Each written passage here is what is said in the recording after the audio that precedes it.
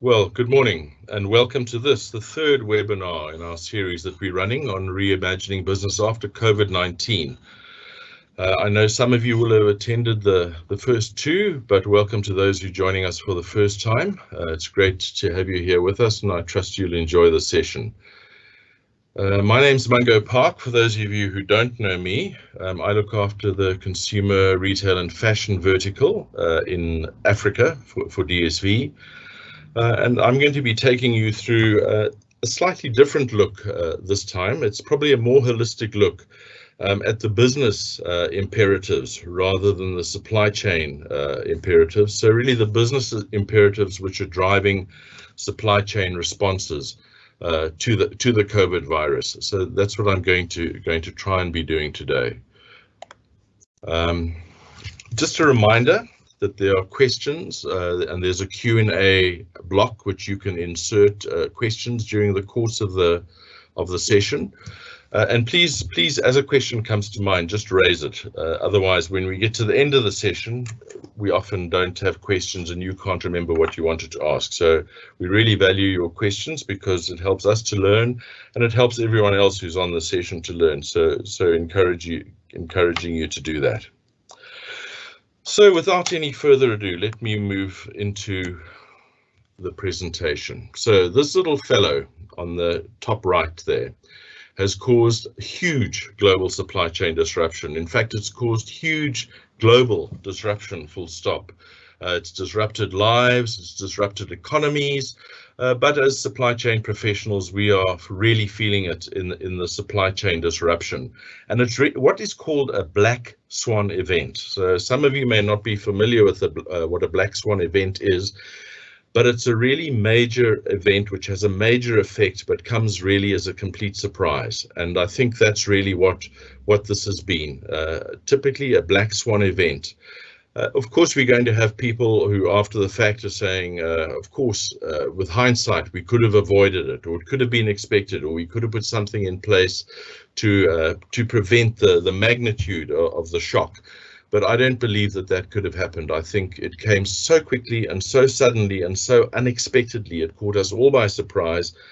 And really, even if we had some risk mitigation steps in place, we would have been caught short anyway. So typical black swan event, and we really have been reaping the havoc that this has caused over the past 6 months.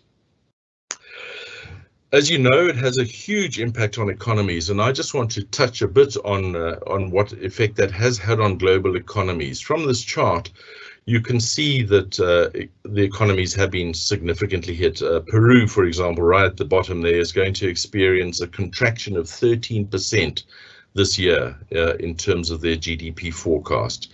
And in fact, there are really only two countries that are going to have positive growth in 2020, Egypt, and I'm not sure why, I don't have the background on that, I'm afraid, but China, and China never really had a full lockdown. They locked down certain areas of China, and they were isolated the kind of affected areas like Wuhan, etc., where it had occurred. So they didn't have a full lockdown, but even so, their growth rate has dropped to 1.7% from around about 7-ish, where they used to be, or what they were anticipating. I think it was slightly less than 7 this year.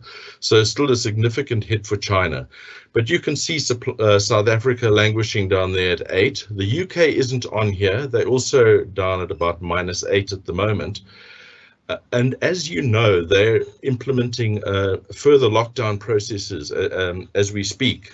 Going in tomorrow, another lockdown starts, reducing the number of people who can meet to 6. And that's going to have a further impact on their economy. So even though we are starting to come out of it and we are actually showing some recovery, when a second wave hits and there is a lockdown, it's going to have a further adverse effect on the economy. And I think the English economy or the UK economy could end up at about -11 or 12% for the year. So really the worst year on record for many countries, and a downside risk, a real possibility if recovery isn't as anticipated. We're seeing a bit of a V-shaped recovery, and we're seeing this in the next slide, where we just look at a couple of the industries within South Africa. The consumer confidence and retail sales. We know retail went through a real bloodbath in April when retailers weren't allowed to weren't allowed to trade, and consumer confidence dropped completely.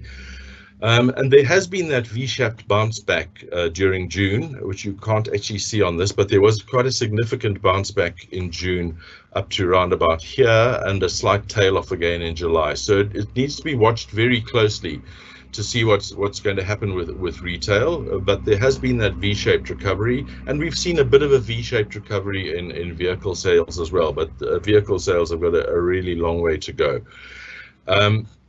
And on the other side, we're just seeing the real effect on retail change over the last 3 years. The only retailers which are really holding their own are furniture and appliances, and that's probably because being stuck at home, people are investing in good old sound systems and home theater systems, so they can stay at home and watch Netflix or Prime in the comfort of their homes. And that's possibly where that expenditure is coming from, new lazy boys to enjoy their TV shows from. I'm really not sure what other reasons there might be for that. Possibly home offices as well, people kitting out home offices, so desks and office furniture would fall into that as well. But at the bottom, you're seeing what's happening to restaurants and takeaway and fast food joints really just being hammered, and a long period of recovery being anticipated.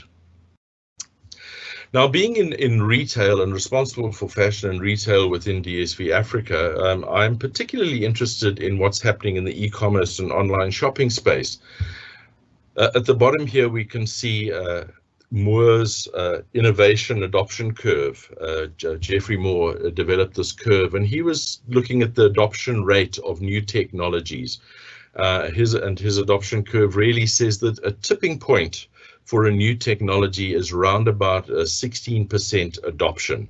So you have your innovators, you have your early adopters, and then there tends to be a chasm around about the 15% mark where there's a waiting period before the early majority then start to come on board and adopt that technology. And so this is what he was projecting. Early majority would come on, then the late majority, and then the laggards over a fairly protracted period of time. But this COVID virus is really a tipping point for e-commerce, and we're seeing that in South Africa. Some of the stats which I've been seeing coming out on e-commerce have been phenomenal. Online retailers, specifically online retailers, doubling their customer base in a 3-month period, doubling their, in fact, quadrupling and sextupling their revenue in May and in June, and then coming back to kind of double what they were before the COVID virus. So a massive acceleration in the adoption of online shopping and their technology. And on the right, you can see how that has compressed that adoption curve, and you can see it's compressed all my text as well, because we've had to fit it into that space. But really, your early adopters are fully on board, and probably even some late majority. Your early majority are on board, and some of the late majority are now coming on board. So really have compressed that adoption, and will have a significant impact. And one or two people are asking, is this going to be the final nail in traditional retail, in the coffin of traditional retail? So something to think about there. And these are some of the changes and some of the magnitude changes which we're going to see as a result of this COVID. So if we think about what's really happening, our current paradigms are being challenged, and we've seen what's happening in e-commerce, and it really is creative destruction. It's forcing us to do things differently. It's forcing us to think differently. Socially, we're seeing the challenge. People like being with people. People like hanging out around a braai, or going out to dinner, or going to a pub together and socializing with each other. Well, it was a real shock to the system and to social systems for people to be isolated. And we've seen some of the effects of that, unfortunately, in the escalation in domestic violence and that sort of thing. the adverse effects of this destructive change which we are going through. And maybe in the longer term we will become more isolationist in terms of our interaction with others, but certainly there has been a real social change. Economically, we've spoken about the change, those charts we looked at, the impact that is happening, and technologically it's been very interesting as well. The move to using more technology, like this technology that we're using this morning. I would otherwise have been in a room presenting to you live. Now I'm doing it via electronic technology. Church services being held over technology. Support groups and counseling all being done virtually via Zoom. So significant changes in that area, and we'll see many others. I think we're likely to see changes in technology in terms of home delivery for e-commerce and that sort of thing. So a lot of things are going to change. And really what's happening is the 2020s are being redefined, because what we anticipated for this decade at the beginning of this year, 1st of January 2020, how we anticipated the 2020s would be, it's going to be something very, very different, and nobody really knows what the new normal is going to be. We're speculating. We hope we get back to a level of some new normality, but I think there's a lot of confusion and uncertainty about what that normal is going to be. So there's a real longing for what we were in the past and a hope that we get back to what we were in the past, but I seriously don't think that's going to happen. I think there are going to be some very, very different things happening in the future. We've seen the acceleration of the digital and online revolution. I think Zoom, as you can see, their share price has done beautifully. Netflix, all of these online channels are doing well. I see online gambling is also having a great surge, although where they're finding the money for that with salary cuts, I'm not sure, but that's also picking up. So significant acceleration in digital interactions, digital entertainment, etc. And this drop-off in consumer presence, we spoke about the e-commerce possibly being the final nail in bricks and mortar retail, in that coffin. But it reminds me of when I was in China a couple of years ago, in these beautiful malls in Shanghai, lovely shopping malls, virtually empty. And the only people in the malls really were sitting in the restaurants eating. No one was shopping. There were kind of shop assistants just standing around chatting, and anybody who did go into a store didn't buy anything. They simply were looking at what was available from a product point of view, and on the way home on the metro, they were placing the order for whatever caught their fancy electronically for it to be delivered to their home, and probably getting a better deal than they would have got in the store. So this drop-off in consumer presence is concerning from a retail point of view, and it remains to be seen how that happens in South Africa, because we all enjoy the social element of going to the shopping centre, but the convenience of online shopping may change that significantly going forward. And fundamental decisions are being made by the government. So the government really stepping in to support wage reductions, unemployment, etc. We've heard about the huge investments promised by Cyril Ramaphosa in South Africa to help people through this phase, to help businesses through this phase. As a result, there's soaring government debt levels and real concern about the actual ultimate final point that government debt gets to, and even speculation that it might get up to 130% of GDP, which would be a disastrous situation to be in. It would put us on a par with Brazil. But unfortunately not unlikely if this trend continues. So we're really breaking the traditional rules of capitalism and the free market. So significant change, and as I said, quite a lot of uncertainty going forward. I do like this quote from Lenin, who made this just after the Russian Revolution. There are decades when nothing happens, and then there are weeks when decades happen. And I think a lot of us are feeling that way. Some of us may feel punch drunk with what's been going on, but certainly there have been weeks when almost decades have happened. So resonating with what Mr. Lenin says to us there. Goodness me, I'm sorry, I can't remember where I was. There we go. I just pressed the wrong button. Apologies. So if we think about the business response, These are questions which I think businesses must be asking themselves. There's a lot of head scratching going on, but saying, what has happened to our business model? Is our business model still valid going forward? What's changing in terms of the marketplace? How are we going to have to adapt our business model? What do our customers want? Do we really know who our customers are anymore? How have their needs and expectation changes? A real need to understand what your customers want from you and how you're going to meet their needs. How do we improve our supplier relationships? Early on in COVID, I was saying that it's important to actually strengthen relationships with your tier 2 and tier 3 suppliers. In many cases, relationships with your tier 1 suppliers were reasonable, but the tier 2 and tier 3 suppliers, the suppliers of kind of cotton and yarn for the manufacture of fabric, which eventually makes the dress which is on sale in your store, how do you build a relationship and strengthen a relationship with those suppliers? So really need to be thinking about that. What are the risks we're going to face going forward? What's going to continue? Are there going to be further lockdowns? What's going to happen with air freight? What's going to happen with ocean freight? We're seeing what's happened with the ocean freight at the moment. We're having these huge increases in ocean freight rates, and we are, for the first time in many years, ocean freight carriers are able to choose what freight they want to move. Then they'll move the highest yielding freight, and if you're not prepared to pay the rates which they're demanding from you, your freight could well sit at origin for an extended period of time.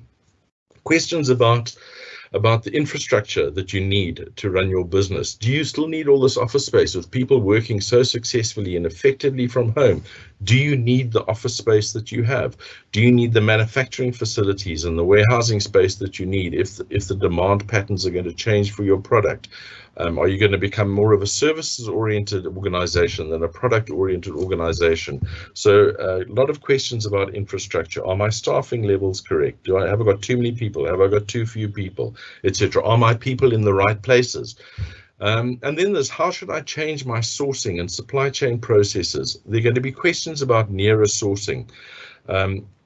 Often there has been a debate about that, and we saw the move to offshoring from Asia because of the cost of production was so much lower there.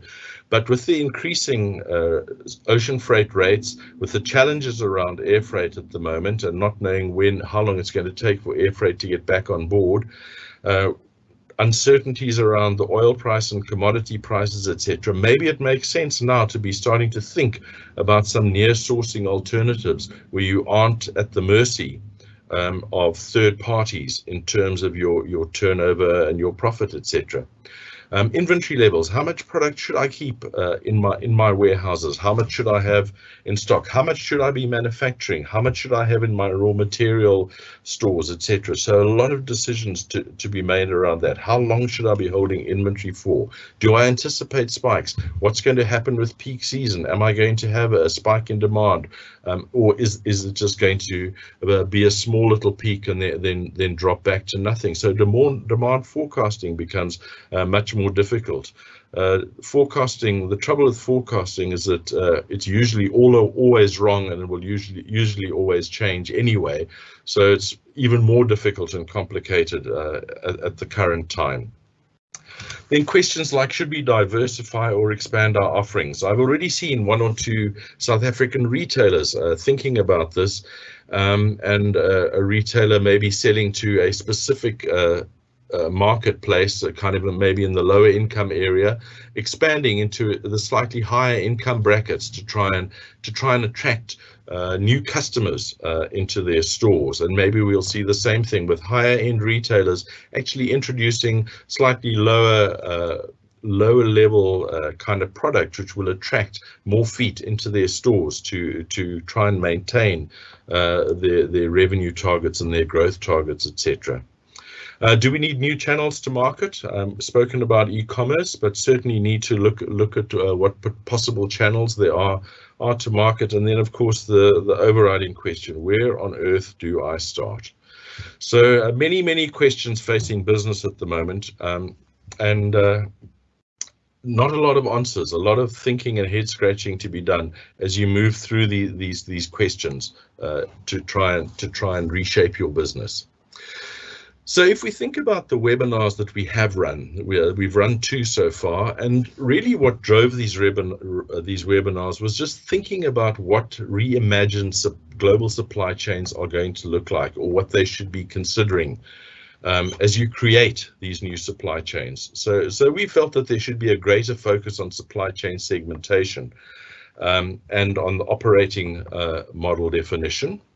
And then control tower or reporting technology would be key going forward, and really was no longer a nice to have technology. It was something which you did need, something which enabled you to have end-to-end visibility of your supply chain, enabling you to respond as quickly as possible when there was an event failure. And that would then lead you into having the ability, using that information which you have through your control tower technology, to actually run some what-if scenarios and to try and use the data which you have to model scenarios. If something happens, then what could I do? So you could actually start building a risk profile in anticipation of an event failure or of a major event which would have severe supply chain impact. So using that technology to help you make some assessment of what actions you could take in the event of a major risk event happening. And then, of course, supply chain network management, always needing to review your supply chain network to mitigate the risk, and then integrated business planning process. So really adopting sales and operations planning, getting all the cross-functional bodies and parties in your business to talk together, getting them together to jointly plan sales and operations, etc., and manufacturing. So manufacturing to sales demands, and actually modifying the sales expectations of what could be manufactured in order for them to go out and sell. So using that sales and operations planning process to the best advantage to ensure that you're a more efficient business. Now, our webinar series focused on supply chain segmentation, and Pete went through that. I think it's probably 4 weeks ago now, using the SCORE model for supply chain segmentation. And then a couple of weeks ago, Nick went through a session on supply chain visibility, control towers and digital technology. And just again to make the point that if you are a very small business, you don't necessarily have to invest in significant technology as long as you build a level of control tower capability, the ability to see what's happening in your supply chain. So it's more the process of being able to see what's happening in your supply chain and having the ability to respond to an event failure than actually rushing out and investing in technology. But if you're a large organization with many, many orders, I would anticipate that you would need to make an investment in some control tower technology. So this would be familiar to you now, since we've been through these 3 webinars. This comes out of your Managing for Supply Chain initiative, which was run by the Supply Chain Council in about 2013. But it really is a useful little model, and this is really where we're going to be focusing today. We've spoken about your supply chain segmentation. But your business strategy drives your supply chain strategy, and not the other way around, as some supply chain managers seem to think. Excuse me. Your business strategy drives your supply chain strategy. So let's look at some of the elements around business strategy and how you articulate a business strategy, and then how you can align your business strategy with your supply chain strategy. So clearly, customer centricity is now key. We now have to focus on the marketplace. The days of having a product-driven business, I think, are fast drawing to a close. So you need to understand what your customers want from you, and understand their behavior, and know how you are going to meet those market expectations. So cuddling up to your customers and customer research is going to be absolutely fundamental to future success. So you need to get involved in customer research. You need to understand their behaviors. You need to know what they want from you. You need to know when they want it from you. You need to know how they want it from you. You need to understand the service sensitivities. What are they prepared to accept, and what are they not prepared to accept? What do they think is good service? What do they think is bad services? Where are the tolerances around the service? What are the demand drivers? What is making them return to you as a repeat buyer to buy your product, to buy your services, etc.? And then what are their operational drivers? Because they have certain lead time expectations. We've seen with e-commerce, there's quite an expectation of instant gratification. And the more quickly an order can be fulfilled, the less chance there is of buyer remorse and order cancellation. I would imagine that during this lockdown period, the cancellation of orders for organizations like Loot and Take-A-Lot and Amazon, in fact, if there's been a delay in delivery, have actually gone up because people have had more time to reconsider a purchase that they've made. So those lead time considerations need to be taken into account, and their delivery needs. Do they want a face-to-face delivery? Do they want a locker delivery? Do they want to come into your store and shop around and actually buy their product there? So really need to understand what the customer wants and how the customer either wants to shop or needs your product in terms of his manufacturing process, if you're supplying a manufacturer, and so on. On the other side of it, you of course need to understand your business growth strategy. Now you need to be deciding what you need to be deciding. Just a dog needed to be let out, and we're all aware of those challenges. Your business growth strategy. Where do you see your business going over the next 1, 3, 5 years? So understanding where you think you can take your business, given the current environment in which you find yourselves. What are the cost and risk imperatives, etc.? What's uncertain? What's uncharted in those waters that you're going to be setting sail on in terms of your business strategy? You may have a vision for where you want your business to go, but you certainly need to understand what the risks could be as you go down that route.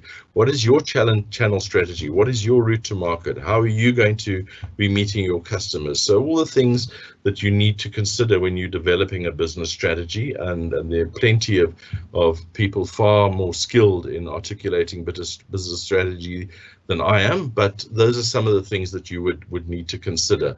And then between the two, you identify the key segments based on what the market expectation is, based on where you want to take your business. You identify where you're going to play, where you're going to focus, and then you design your service offerings and supply chains.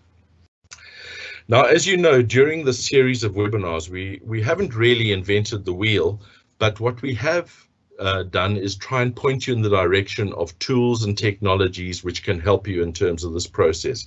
And I believe that this dynamic alignment business model of John Gatorna's is a very, very useful business model. And it does help you with the alignment of your business strategy and your supply chain strategy.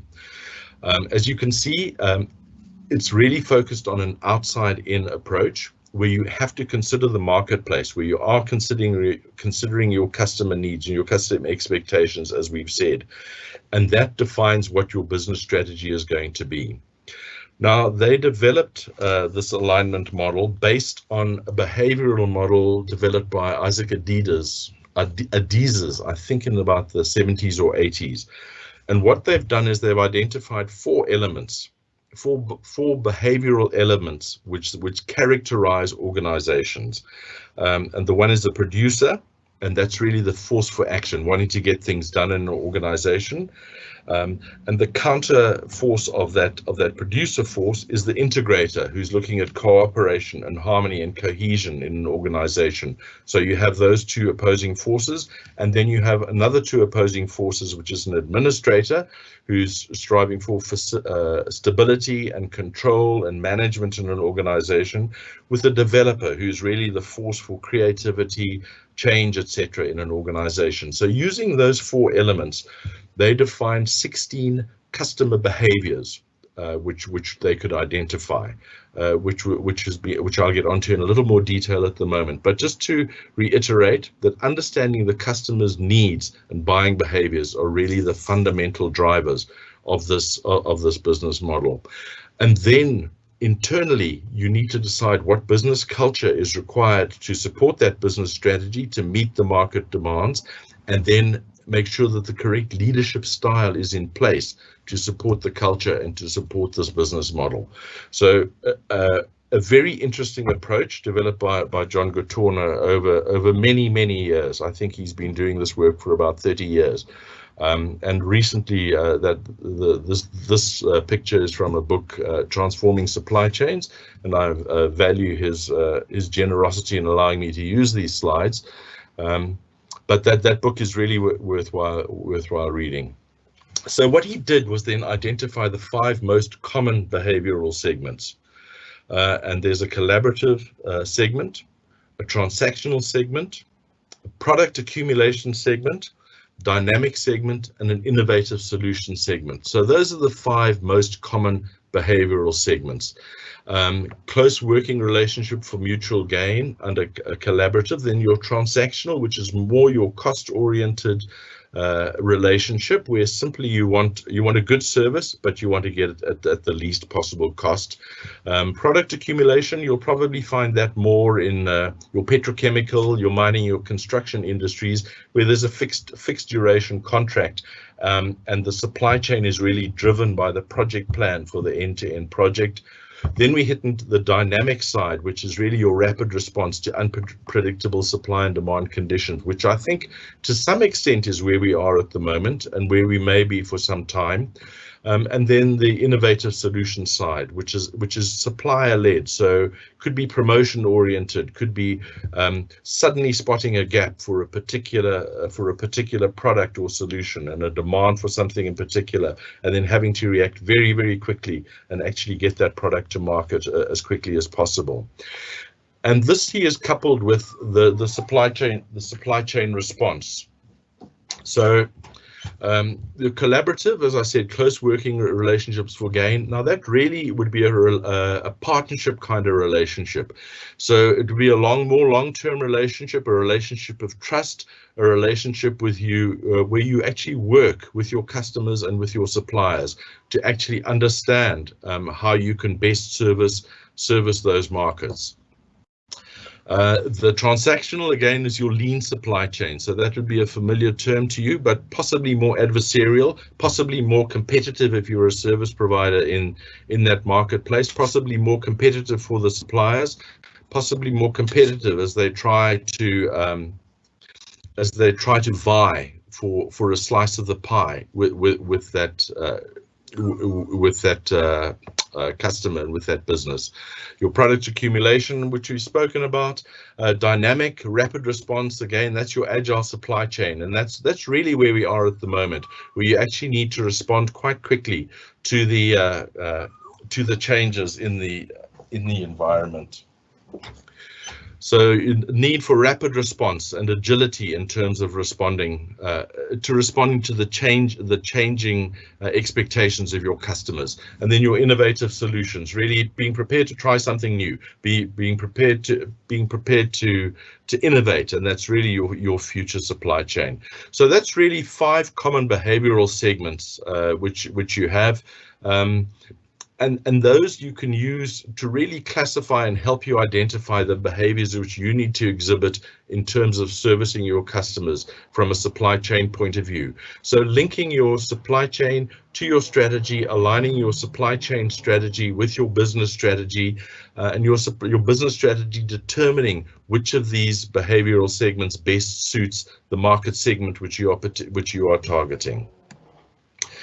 This now takes us back to this supply chain alignment model. And really what we've done is we're enabling this, using this model of Gatorna's, we're enabling this process where your business strategy is in fact driving your supply chain strategy. So it's helping you identify what your supply chain strategy should be in order to serve these markets. And then you can use SCORE internally to segment the supply chains, the physical supply chains which you have in your business, which are supporting your supply chain strategy to ensure efficiency and optimal performance of the individual supply chains in your business. Then defining your supply chain network, which supports that, of course, your supply chain processes, and then again, your supply chain resources. And this is what Pete shared with you, of course, the necessity for supply chain segmentation. There's a one-size-fits-all strategy, but there's also the segmented strategy. So we said the one-size-fits-all strategy is not the way to go. You need to segment your supply chains, because even once you have your supply chain strategy defined, you then need to know the various sub-supply chains within that business, within your business. How can they optimally function, and where are the similarities, etc. So Pete went through that with us, and then Nick took us through the reporting side of things, where you actually have visibility of everything going on in your supply chain. You can see all the activities going on in a supply chain, and you can then create key metrics which enable you to understand what's happening in your supply chain and respond to it, and to address your supply chain.